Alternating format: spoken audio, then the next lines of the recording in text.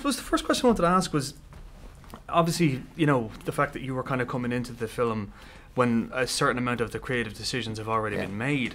How do you kind of, I suppose, approach it and put your own kind of stamp on it? Or is it even that case? Like, is it just a case of getting it over the line? Or how does it work? I kind of thought it was more of a case of getting it over the line, but in fact, there was a real openness and a you know, a sort of request for that objectivity. And so the one thing I had to offer besides experience and excitement, you know, for the project, was that objectivity, and it led to a lot of ideas. And you know, it wound up being a really interesting creative you know, experiment, keeping bits of this, adding bits of that, redoing things, but you know, both that Phil and Chris had done or things that I had done, try them again another way, to try to maximize what everybody felt was you know, a really good, exciting story. And an opportunity, creative opportunity. In terms of your own kind of history, because I know George Lucas approached you in the past about possibly directing. Did you have any kind of apprehensions going into this, in terms of, like, I mean, obviously, if it had been, you've been approached before and you had obviously reservations then. I did. The circumstances are different now because it is broadening out. Because there is this experimentation going on, and while Star Wars certainly is this, you know, maybe even more significant in popular culture now than it's ever been. But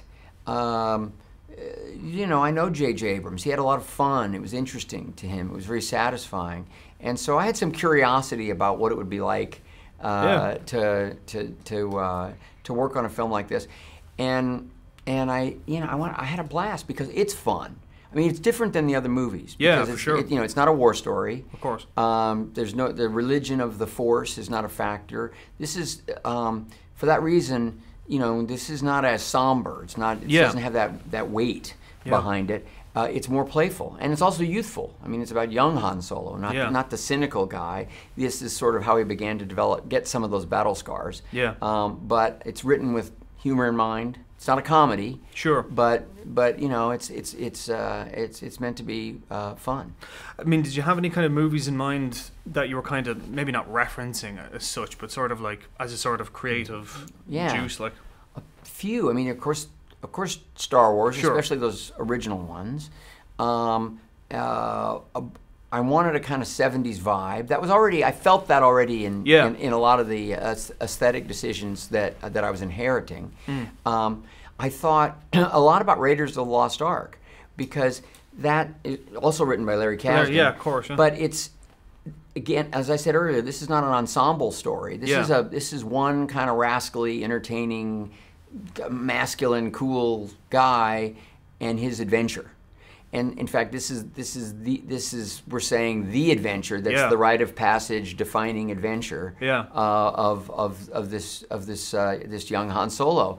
So I thought about that, but I thought about other ones. I thought about Road Warrior a little bit. George Miller. Yeah, 70s.